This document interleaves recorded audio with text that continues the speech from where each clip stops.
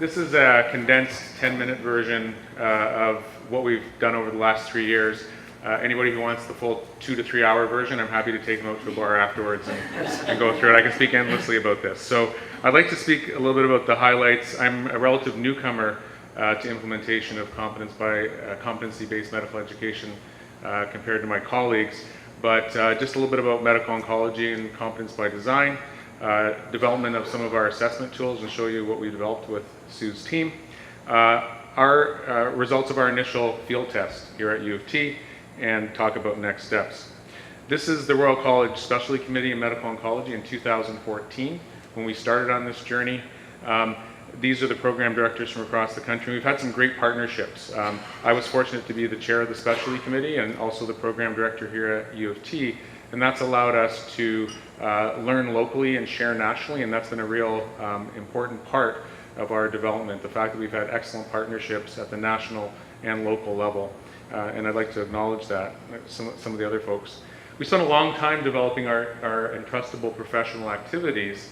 This is one of our 21 entrustable professional activities, and you can see, although this is thorough, this does not translate well into a workplace-based assessment. So after spending more than a year developing a framework for competence by design with my colleagues at the Royal College, I partnered with Sue and her team, and Sue and her team, Marlon Ayer, Lisa Cinnamon, Amy Wong, have been absolutely essential in implementing our program here, and I'd like to thank them for all of their help. But these principles still guide what we do. Quality of patient care will not be adversely affected. Healthcare team functioning should not be negatively impacted. And I think that's one of the things that we've learned and that Marku referred to, is that we do not want to overwhelm faculty or learners and impact on team functioning. And implementation will build on the excellence in our programs and practices. We want this to make what we're doing better, not detract from it by overwhelming learners and faculty. So when we had our entrustable professional activities, we knew that we already had a robust assessment plan that included ITERs, a portfolio that covered many of the intrinsic CanMEDS competencies, but we knew that that would be enhanced by workplace-based assessment. We could assess entrustable professional activities, which were key tasks of the discipline that our residents did every day in the clinic. And our goal was to have simple tools that the residents could take into the clinic on their phone or on their iPad and be assessed in the workplace. Taking that cumbersome EPA that we developed, which is good for the framework, and developing it into functional tools was an essential part of this. And again, I can't say enough about the help we've had from Sue and her team. We started off with 11 tools in the MedSquares format. I'd like to just show you, this is for one of our EPAs providing an initial consultation. And you can see the elements over on this side, just to give you a few examples. Ascertains the patient's understanding for reason for consultation, performs a comprehensive clinical assessment, including assessment of performance status and goals of care. But the method of assessment now is different from what you may have seen in previous assessment tools. What we're focusing on now is one of the key and important elements of competency-based medical education, which is providing excellent coaching and feedback to the residents. So now, during the evaluation of these elements, we're focusing on the amount of feedback that's required.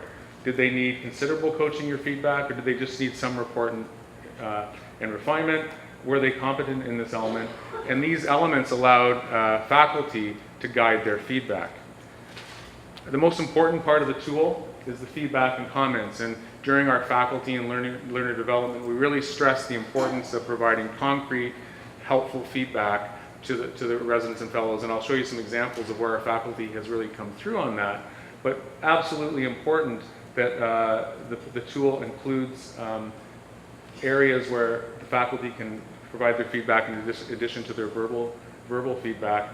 And then finally, an entrustment decision. Do you entrust the resident with you in clinic to do an initial consultation today? We launched our field test. It was the first for competence by design in Canada last July 1st. It included all of our learners, and we tested 6 EPAs, 2 different stages of initial consultation, 2 different stages of follow-up visit, discussing serious news and transitioning to palliative care. And we had 11 online assessment tools, as I've talked about. The purpose of the field test was, this is Jason Frank's term, guerrilla faculty development. We had talked about competence-based medical education and competence by design for a long time. This was to actually get those tools in people's hands. And finally, but also as importantly, was to get some feedback about how fast we thought we could implement this and the pace of implementation based on people's response. Another key partner in this is our program administrator, Charlene Wainwright, who's here tonight. And she was in charge of assigning 2 assessments per month with identified faculty to include as many faculty as possible. We have about 50 faculty, so we've been trying to get that out to as many as possible over the field test. Further assessments could be initiated by learners or faculties.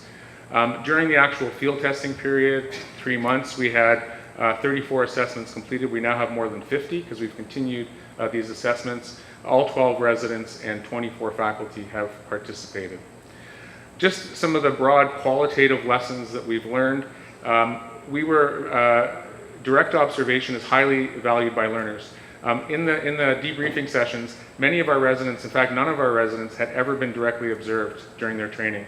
And we actually thought as a medical subspecialty with PGY 4 and 5 learners that in fact we might not require that much direct observation, but in fact it's highly valued both by residents and faculty. I think that's been an important learning point.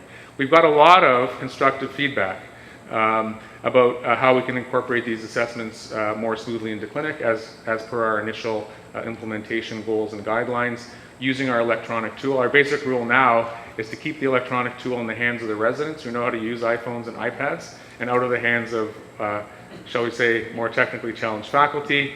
And in fact, one of the important things we learned is we did a lot of learner development on the actual EPA assessment tools, but after some debrief and some feedback from the learners, we found it was important to put these EPA assessments into context in terms of their overall assessment, how we're going to use them in their overall assessment plan, in competence committees, and in fact show that we're going to have a lot more transparency about how you're evaluated, how promotion and evaluation decisions are made, and we're going to be doing it with a lot more data than before. We've had our first field test of a competence committee, and as Marcus said, the amount of data, and we're actually just in very early stages of field testing, but the amount of data you can have now, in addition to our traditional methods, to make these decisions is much better, and we're making much better decisions. As I've said, our faculty has really stepped up in terms of the concrete, specific feedback and coaching they provided to residents, and here's a couple of examples. For discussions of chemotherapy risks, for febrile neutropenia, deliver the most important message about seeking emergency assessment for fever on chemo. Remember to be detailed about what represents fever, including chills or symptoms of infection. For oxaliplatin, one of our chemotherapies, delineate acute versus chronic neuropathy and discussion of risk. This would be a good time to review the pathophysiology of acute versus chronic neuropathy. So our faculty has really stepped up in the feedback they provided. So I think I consider our field test very successful. We got the feedback that we needed to move to the next step. We definitely, even though we piloted with 6 assessments and 2 per month, we definitely found out that any more rapid implementation, like going to 20 this year, would definitely overwhelm our faculty and learners. And we've decided to have a more staged approach. We're going to be implementing a few more next year and perhaps a full launch in 2018. It's really important to us that we don't overwhelm our faculty and learners. So next year we'll have a few more additional EPAs, work on integration into clinic flow. Direct observation is valued, but it's a little more challenging to integrate into busy clinics.